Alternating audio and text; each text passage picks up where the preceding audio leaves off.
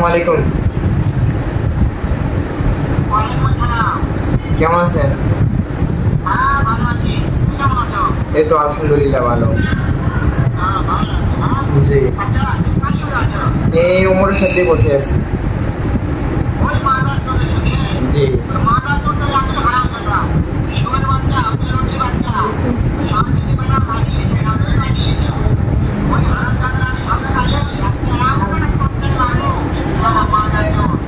কেন কি করছে আপনার সাথে? কিছু করছে নাকি? জি, আমার সাথে আছে। জি, শুনতে পাচ্ছি। জি, বলেন।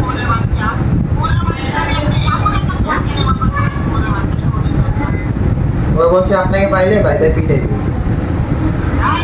জি, হ্যাঁ বাইরে পিটাইবে।